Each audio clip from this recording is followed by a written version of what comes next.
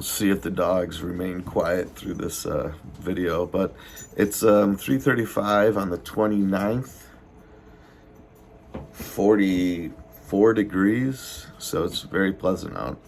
I have shorts on, and I'm pretty comfortable.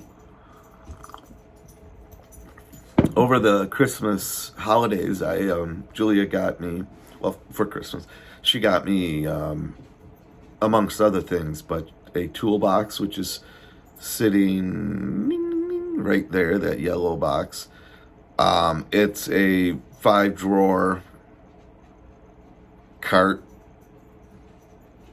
with the removable toolbox on top, and I'll show you up close here in a second, but really useful, really useful for me, really useful in the sense that I had a multiple like small boxes, tool boxes, and individual boxes that ratchets came in, and socket sets, whatever.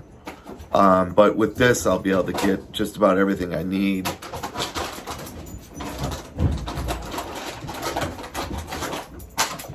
It's like having children. It really is. I mean, I need them out here because I'm watching them and we're hanging out, and I like them. I like their company.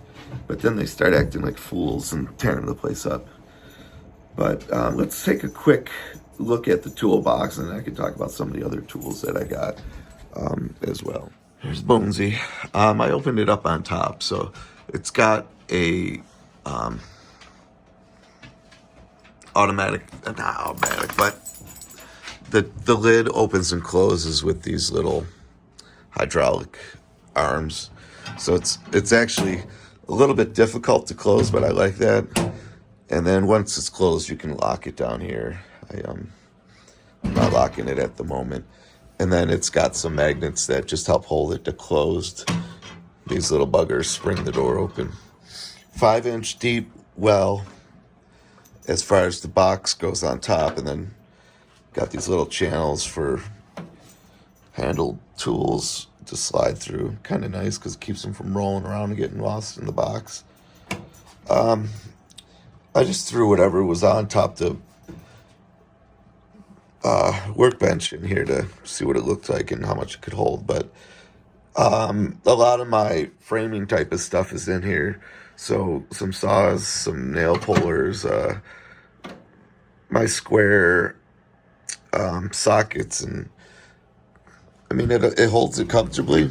These are some of the top drawers. They all came with these rubber mats in here that I could take out and clean if I need to. This is another 5-inch deep drawer. So plenty of room. I mean, I could totally see if you had multiple size socket sets, you could stack them up in here, or small grinders and things could fit in here, small air tools. Just another shallow. I'm sure I'll move things around 1,000 times before I get to where I like, but I just got it together and I wanted to see what it could hold. Like I said, this is another, it's a shallower drawer. It's not 5, it's 3 inches, I believe, or 2.5. And then the bottom one is 5 inches again. And I imagine this is where I'll store my grinders and some of the tools that I use, my drills that could fit in here, Like I said, down the bottoms there's a shelf. It's got a little handle. But I mean, it really moves around easily. It's got these big canister type wheels. They 2 of them swivel and then lock. The other 2 are just straight, but I'm happy with it. I didn't ask for it. She said she saw it on sale, and she knew that I needed something bigger to start putting stuff in. And I thought this was such a great idea. I was really happy she bought it. And when this is closed, I mean, as you can see, it's pretty small in my shop. But this is like, 3 square feet of workspace, which is huge for me.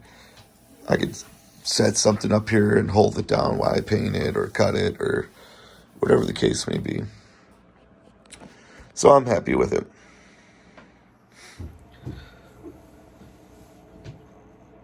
Now, Julia, she didn't tell me the price on that. Obviously, it was a Christmas present, but I'm sure you can Google U.S. General toolboxes and you'll find these and other models, this model and other models. I'm sure it's not rocket scientists, as they say nowadays. I'm not going to Google it because, like I said, it's a Christmas present. I don't need to know how much she spent if she chose to spend that much. But one of the other things she got me, which is kind of, exciting for me because I haven't had one in years, but that was an angle grinder. There's, as anyone knows, there's 1,000,001 uses for an angle grinder. As long as you got the right head to put on there. There's, you could put on a universal abrasion type head or cutting head, but you really can get multiple different styles heads for different types of tasks. So sanding discs and buffing discs, abrasion discs, cutting discs, obviously. So there's going to be a lot that I anticipate I'll be able to do with that. There's quite a few projects I got lined up already that I've been waiting just to get the grinder for. Excuse me. Let's have some coffee, huh?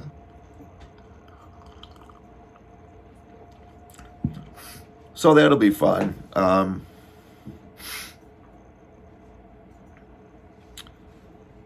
My dad told me a long time ago, not a long time ago, but long enough ago where I was still learning, I'm always learning. I've scratched that long. It was a while ago.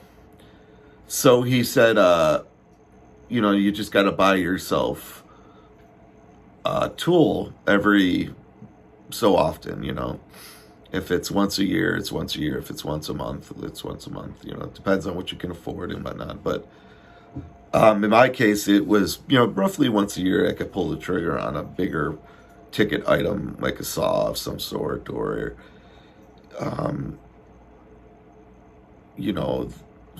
Julia bought me for my birthday the board planer. And that was something, for years we've talked about getting and I just haven't. So things like that. But the grinder was one of those. My old grinder went probably 5-6 years ago. Brushes probably burnt out. I don't recall, to be honest with you. But I haven't had one and I've missed it. There's a lot of jobs you can do single-handedly with just your grinder. Obviously cutting metal is one of the biggest things because you can cut it and then you can shape it down all with one tool versus cutting it with a hacksaw and then having to file your edges down by hand, But I got some art projects that I intend to do with it. I got some farm projects I need to do with it. So it'll be a good thing to have in my arsenal. And back to what my dad had said about buying one tool every so often, and before you know it, you'll have everything you need. That for me I'm nearly to fruition with that. And I'll give you an example. A few weeks back, I was working on replacing a toilet valve, replacing the toilet. And the issue I ran into was everything was old galvanized, and I wanted to put in PEX. I had PEX in other parts of the house and property, and it was just but a portion of galvanized that hadn't been converted yet. So long story short, I had to cut the galvanized, and I just didn't have what I thought I would need at the first attempt, Long story short, I went and I had to eventually cut it with my Sawzall, but before that I tried a metal cutting Dremel tool, which probably could have done it. It just didn't, it really wasn't big enough to cut through that much. I would have been there a while, and I would have burnt through a couple different blades. And then prior to even that, I had just tried heat and wrenching it off, you know.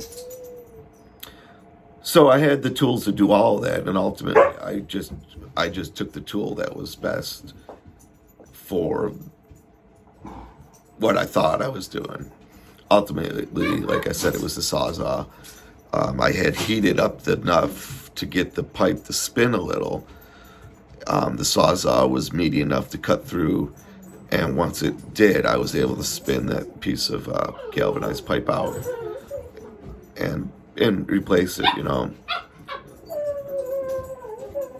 Not a huge task by any means, but plumbing, especially metal plumbing, is a little more difficult. You know, the metal changes, and you have to put in a break between the two types of metal, because they will corrode each other if they touch. So the device I put in is made of a neutral metal, and it has rubber bushings on both sides, and that way the metals can come together without actually touching and corroding each other. So, you know, that had to go in before the PEX had to go in, and some of it was new for me, you know. And having the right tool was the key. Hey, why are you being a little nosy? You're being a little nosy, loud puppy. Yes, you are. You're being so loud. She's a little sweetie, but she likes to chew. Little puppies like to chew. Yeah, come here. Look. She's such a cute little dog, really is. She lets me hold her like a baby sometimes. Just rub her belly. But two neat gifts for me, new to me gifts. They're new, period. But two nice gifts. You know, I had received some other things as well, obviously, but I wanted to talk about those two, because they're going to really, they just really accommodate me well out here. It's pretty early yet. I'm going to mess around and have breakfast. And when there's enough light, I think I'm going to go up and work on this side of the barn. I mean, yesterday was absolutely beautiful, and I didn't take advantage of the temperatures at all to do any work. So today I'm going to do that, and hopefully I'll have a video up later about that. That's all for now. Thanks for watching.